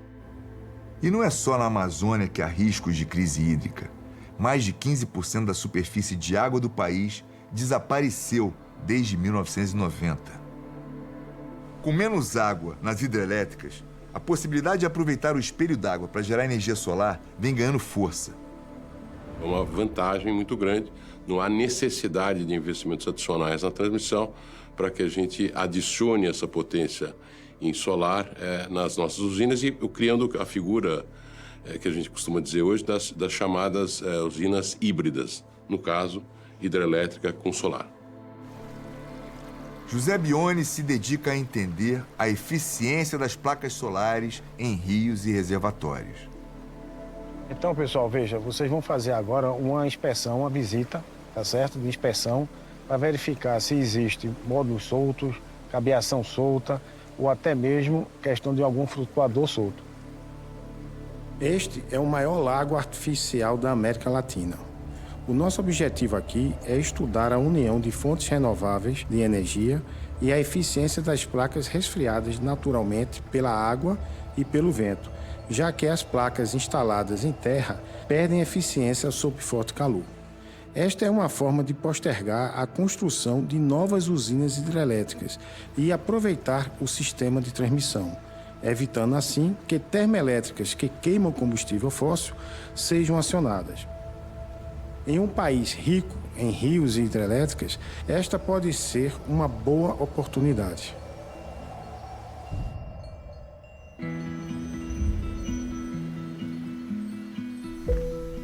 É provável que a vida tenha surgido nos oceanos primitivos e foi evoluindo até chegar a diversas formas de vida que nos cercam e a nossa própria. Evolução é uma palavra que me faz lembrar o passado. Quando minha mãe riscava a minha altura na parede da casa a cada verão, ou ainda quando eu corria na praia e podia comemorar os metros a mais que eu havia conseguido avançar sem descanso.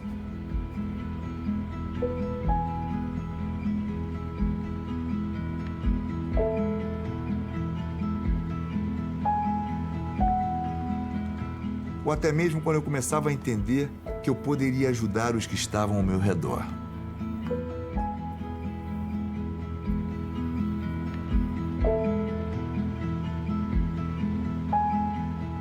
Charles Darwin, o pai da evolução, argumentava que a compaixão e a sobrevivência caminham lado a lado. Para ele, as comunidades que incluíssem o maior número de membros solidários floresceriam melhor e manteriam o maior número de descendentes.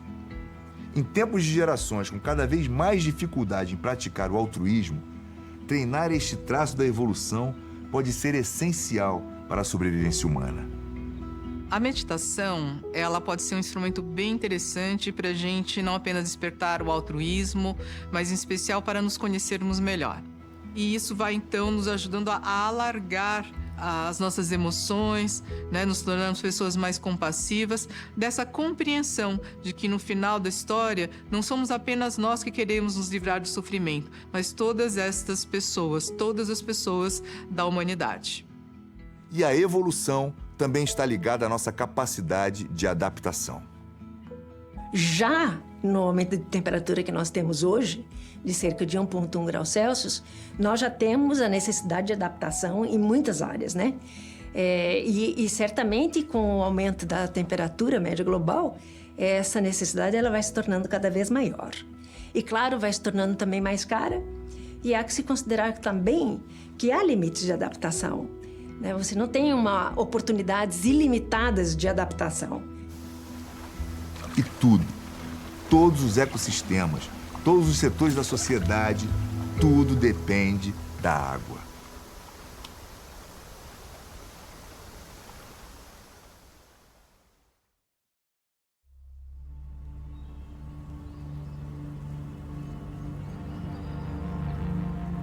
A Terra, que simboliza as nossas sensações físicas, os nossos sentidos, é o elemento fundamental para as florestas, para as árvores, que são a casa para o florescimento de tantas formas de vida. Terra, a palavra que para os romanos significa deusa do solo fértil, dá nome também à nossa casa, ao planeta onde compartilhamos tudo o que sabemos, temos, sentimos e somos.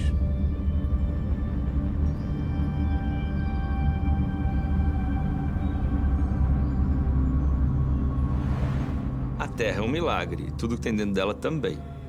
Ao contemplar a natureza, nós nos reconectamos com a nossa própria natureza. Começamos com uma visão cósmica centrada no homem e passamos dessa visão cósmica para a visão do animal.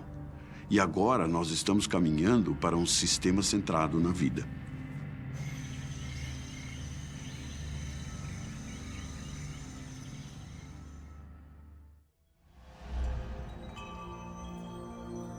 Sabe aquela sensação única de estar em casa? Um lugar acolhedor, onde tudo é familiar e ao mesmo tempo sempre te faz sorrir como se fosse pela primeira vez? Para Noemi Oshikawa, estar em casa é um pouco diferente.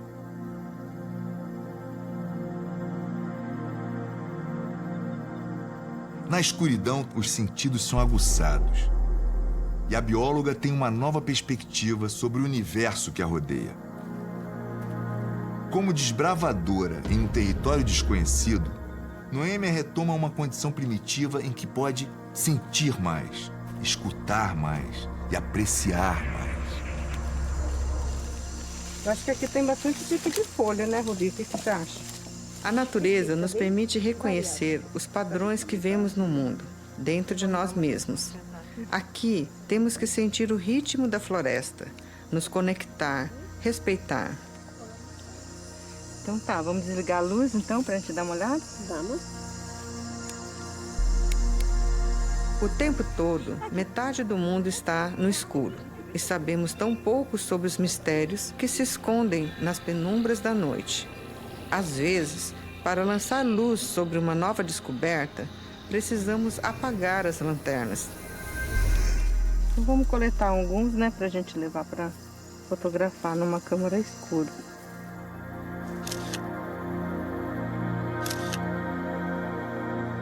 O que para os indígenas eram brilhos na floresta, usados como iluminadores das trilhas, para a neta de um dos pioneiros do cultivo de fungos no Brasil, foi um verdadeiro achado científico.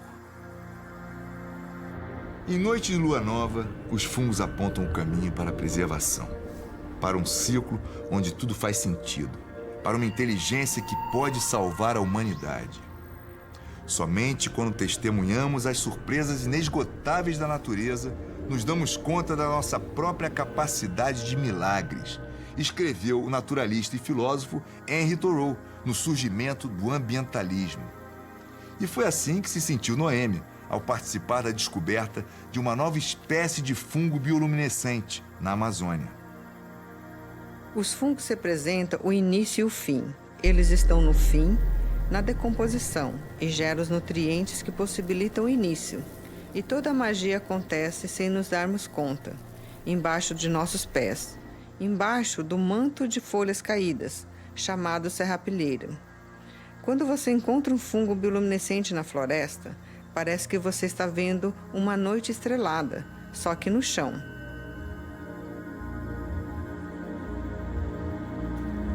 Eu vejo essa luz como um túnel do tempo, que pode me levar ao passado, há cerca de 160 milhões de anos, quando a bioluminescência surgiu na Terra, ou para o futuro, com a descoberta de centenas de espécies novas. Na escuridão, também nos damos conta da imensidão que nos cerca. As infinitas possibilidades acima de nós nos permitem perceber a sorte da vida no caos do universo. E nós somos parte de uma teia e nós nunca vamos deixar de ser parte de uma teia de vida completa. Lembra da teoria do caos? Em que esse movimento pode ter consequências imprevisíveis para mim e para o que me cerca? Bom, diante disso, fica difícil encontrar sentido na vida na Terra. Mas quando nos damos conta de que os ecossistemas estão interligados, de que tudo se conecta em processos extremamente complexos e incríveis, conseguimos entender que a palavra por trás de tudo é equilíbrio.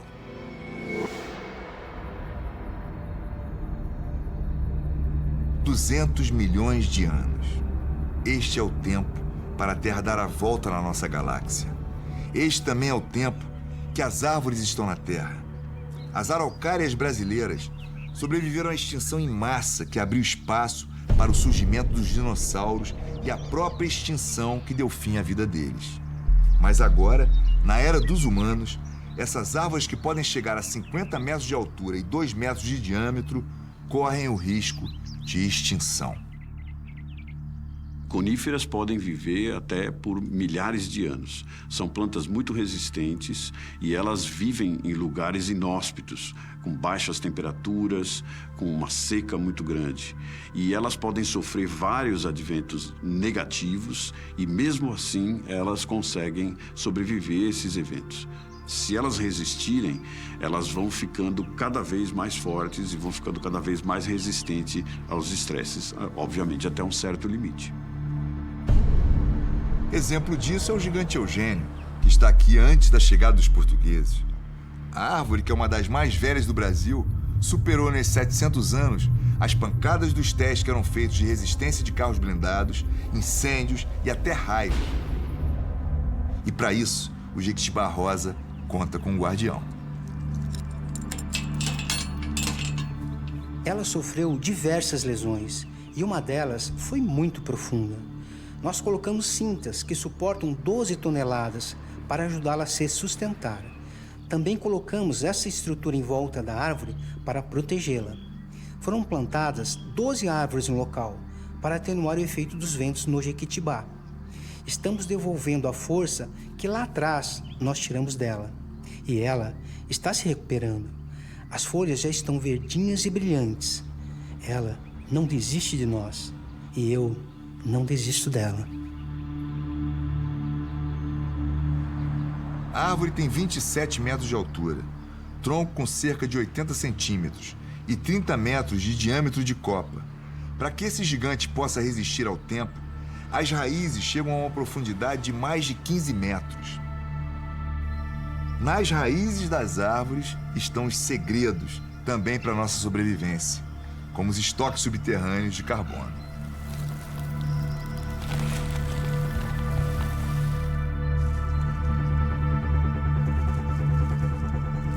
A 70 quilômetros de Manaus, um estudo inédito lança luz sobre o que não pode ser visto pelos olhos humanos.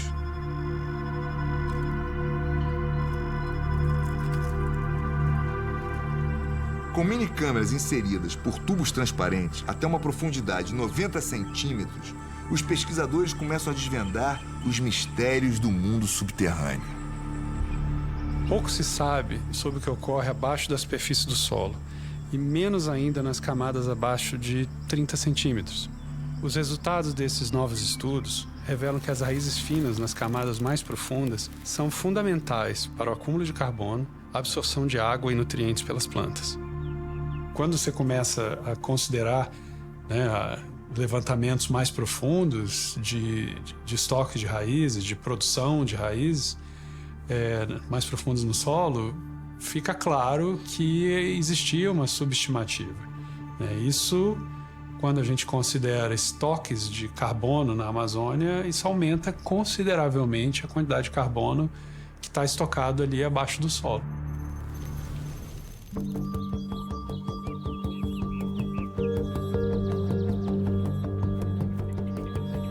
Você já experimentou correr com sol a pino e se deparar no final da corrida com a sombra de uma árvore? Nesta hora, ao sentir parte do calor se esquivar, nos damos conta da importância delas. Isso acontece porque se medirmos a temperatura debaixo de uma árvore e logo ao lado em uma área sem árvores, poderemos ter uma diferença de até 5 graus.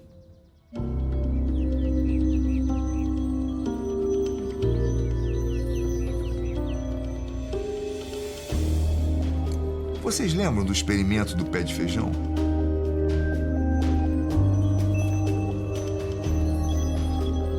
Nunca me esqueci daquela memória tão única da minha infância. E não é que ele crescia em direção à luz? O Darwin e o seu filho Francis fizeram os primeiros experimentos que demonstraram a presença de hormônios nas plantas.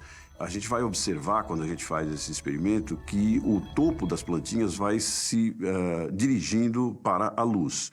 Por que isso acontece? Porque existem eventos bioquímicos que fazem com que a planta se desvie.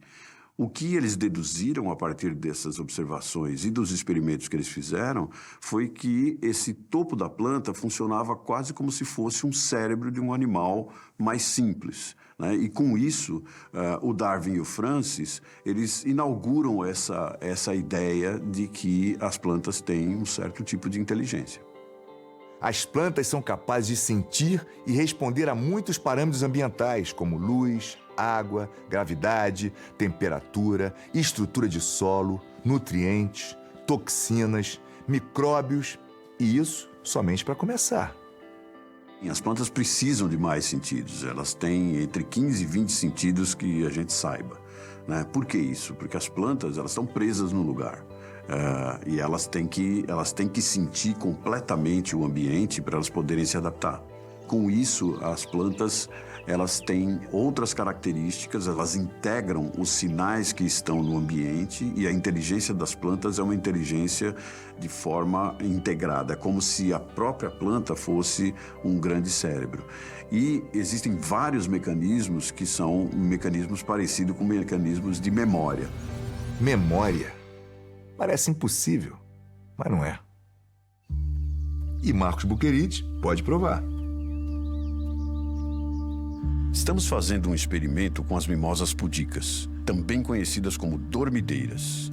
Quando elas percebem alguma ameaça pelo toque ou movimento, para sobreviver elas fecham rapidamente as suas folhas. Queremos ver o que ocorre quando propositalmente jogamos várias vezes as plantas a uma distância pequena do chão. A questão é, como elas reagem ao perceber que isso não representa uma ameaça?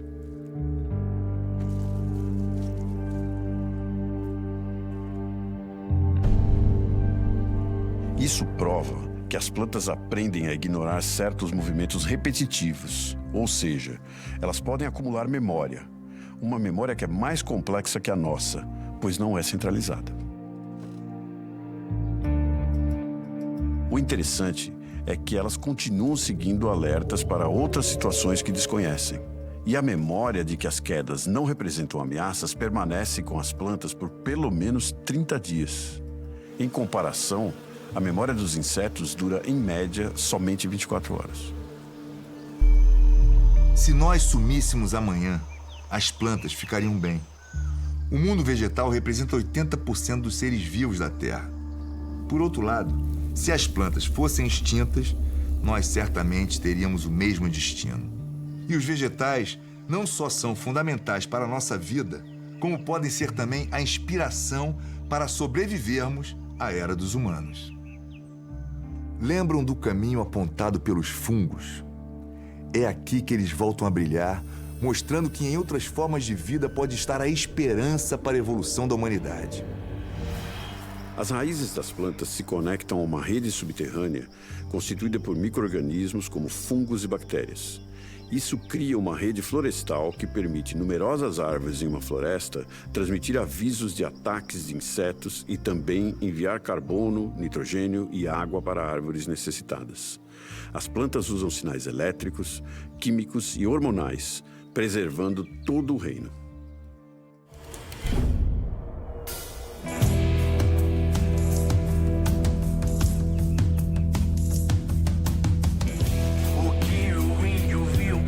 Falou, também o cientista comprovou.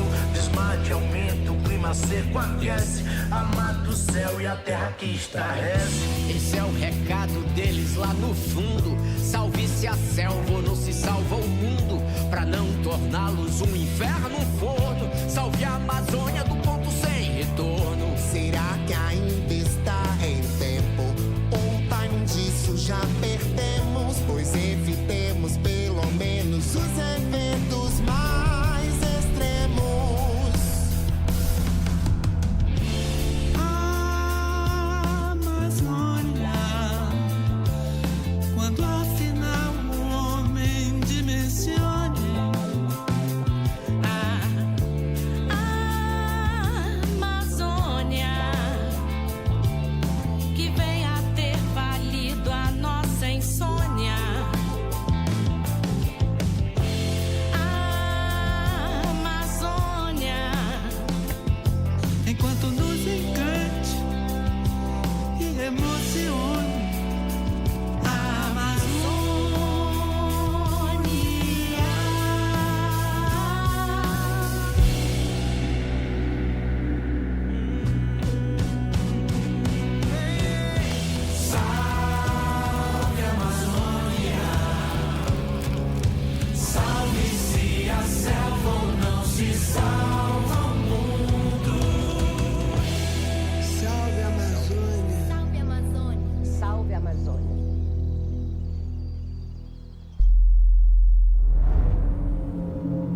De fato, invadimos o jardim da Terra.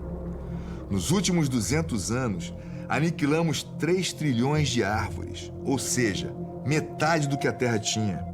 Do que restou, 1/3 está na Amazônia. Somente 1 quilômetro quadrado da floresta amazônica pode abrigar mais de 1.000 espécies de árvores que oferecem refúgio para inúmeras formas de vida. E a casa para toda essa biodiversidade está em risco.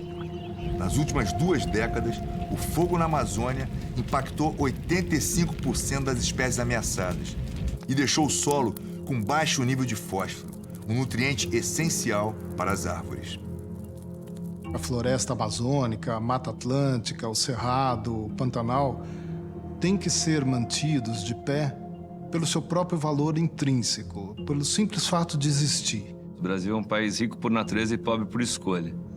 O Brasil, acho que a nossa vocação nesse próximo ciclo de desenvolvimento, sem a menor dúvida, deveria de ser no papel da maior potência verde do planeta. Esse é o caminho para salvar a Amazônia, uma nova bioeconomia de floresta em pé. Sempre odiei a expressão "você não sabe o que tem até perder". Por que não podemos nos maravilhar com algo que temos enquanto temos? Eu me dedico ao cultivo de alimentos orgânicos há mais de 20 anos. Fui criado na fazenda do meu avô, no sul da Bahia, e sempre mexi com fazenda. Mas a minha vida era como um ator. Quando meu avô morreu, eu fui visitar minha família na Bahia e me vi preocupado em resgatar a fazenda como ela era na minha infância, porque percebi o desmatamento, percebi que estavam faltando as nascentes de água que tinham por lá. Eu sei que quando a gente replanta a floresta, a gente traz de volta as fontes de água e com ela os animais, a vida. Tem um mercado gigantesco nascendo de crédito de carbono, de serviços ambientais, de regeneração de floresta, que vai trazer tantos ou mais recursos do que a produção do agronegócio no Brasil. Então, eu acho que a gente está nas 2 frentes que o mundo demanda, ou seja, da produção de alimentos e da preservação do meio ambiente. Nas 2 raias a gente pode trafegar muito bem sem nenhum tipo de conflito. Mas o problema do desmatamento se repete pelo Brasil afora, incluindo, é claro, na floresta amazônica. Mostramos que quando controlamos o uso do fogo nas áreas desmatadas, que funcionam como fontes de ignição na Amazônia, os incêndios florestais diminuem mesmo com a intensificação das secas. E quando o fogo diminui, traz de volta a água para os rios no solo e os rios voadores, fertilizando a terra e oxigenando o ar. Assim, em um movimento contínuo, o que foi destruído é reconstruído e tudo renasce.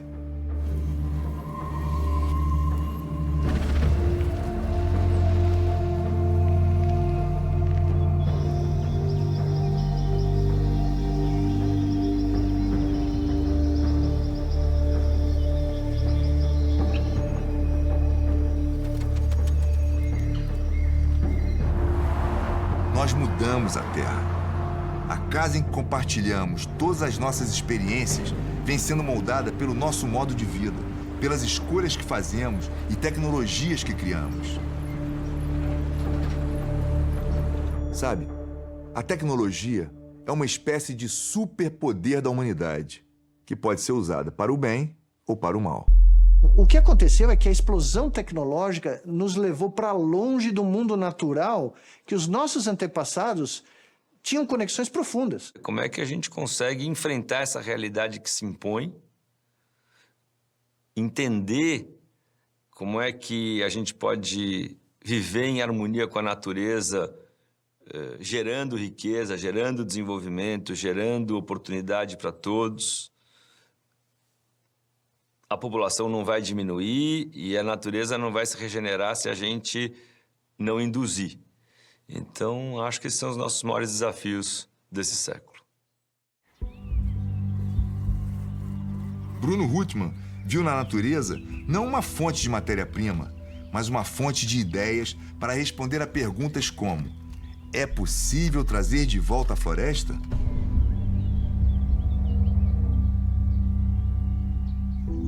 A biomimética, consiste em transformar a forma que olhamos a natureza para identificar as melhores adaptações para solucionar os problemas do século XXI. O nucleário é um método de plantio de novas mudas para projetos de restauração florestal, que teve como inspiração as bromélias, pela sua capacidade de coletar água e atrair biodiversidade, a serrapilheira por proteger o solo e as sementes aladas por representarem a estratégia da natureza de dispersão pelo vento. E nas florestas podem estar respostas para um dos maiores problemas desse século: as mudanças climáticas. Sempre que construímos algo, nos inspiramos em nossos corpos. E o fazemos com uma estrutura sólida em um centro, e por isso é frágil. Transformando nosso olhar, será que conseguimos imaginar uma tecnologia completamente diferente, inspirada pelas redes florestais?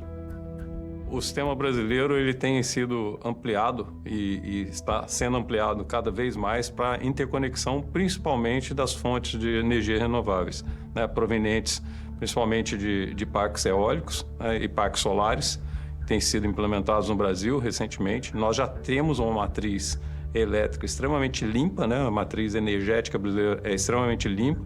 No caso brasileiro, nós economizamos pelo menos 20% de água ou de usinas sendo criadas, pelo fato de a gente ter um sistema que é totalmente interligado. O mesmo conceito que a gente tem aqui no Brasil, a gente pode aplicar para o mundo. A união das nações, o uso interconectado da energia, a energia elétrica sendo produzida nos seus locais de existência e consumida nos seus locais de carga e transmitida da forma tecnicamente correta, ela é uma questão de sobrevivência, não é uma questão econômica, não é política, não é uma questão de mercado, ela é de sobrevivência. Não há como enfrentar as mudanças climáticas ou qualquer desafio que ameaça a nossa espécie sem um comportamento coletivo. Se não tivermos ações que beneficiem a vida na Terra como um todo, o que damos como certo pode não ser tão certo assim. E o ser humano, uma das coisas que o definem é a própria plasticidade, né? Assim como o cérebro humano é extremamente plástico, o comportamento, a cultura, nós somos os animais talvez mais plásticos da natureza. O que eu quero dizer com plásticos? Nós vamos mudando e a gente tem uma capacidade adaptativa de mudança muito grande, diferente dos demais animais. Como diz o pensador israelense Yuval Noah Harari, nós somos seres capazes de uma grande cooperação flexível. E à medida que nós entendermos melhor esses conceitos de interdependência, ou seja, que a minha ação afeta a ação do outro, né? Dessa interconexão, dessa necessidade de cuidado ampliado, vamos despertar sim para consciência de que precisamos cuidar melhor deste planeta. Tudo é perspectiva. E nós, seres humanos, definitivamente precisamos ampliar a nossa. A nossa percepção da realidade é definida pela neurobiologia do sistema nervoso central que nós temos. Isso vale para todas as espécies de animais, quer dizer, nós percebemos a visão do mundo exterior de acordo com a biologia que rege o funcionamento do nosso cérebro. Vamos pensar uma espécie que tenha outros sentidos. Se ela tem outros sentidos, ela vai ter outra realidade.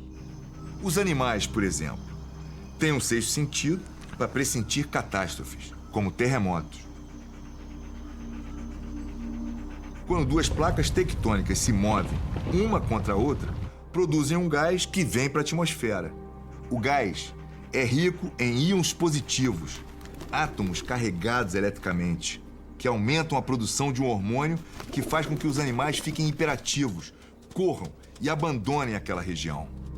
Uma série de novas tecnologias tem permitido que nós ampliemos a percepção de sinais que naturalmente a gente não poderia perceber se fosse usar apenas os recursos biológicos que nós temos. A ideia é que através da tecnologia a gente pode ampliar os nossos sentidos e, mais que isso, a gente pode ter sentidos que a gente nunca imaginou ter. E por que não permitir que nos conectemos para cooperar em uma internet neural semelhante à das plantas? Ou emprestar um pouco do sexto sentido animal para pressentir a catástrofe iminente que está diante de nós. E como não temos para onde correr, quem sabe isso nos faça entender que é hora de mudar. Afinal, somos a espécie que consegue ver em um fungo bioluminescente o início ou o fim, ou simplesmente o todo, o ciclo perfeito que conecta tudo, inclusive nós mesmos. Às vezes, vemos o que os filósofos gregos naturalistas viram: céu e oceano, sol e estrelas, chuva, rochas e montanhas. Os 4 elementos estão aí, não só como parte da estrutura essencial do planeta, mas também como reflexo dos diversos planos de nossa existência. E somente quando nosso universo interior se conecta ao universo ao nosso redor, nos sentimos parte do todo. Estamos em casa.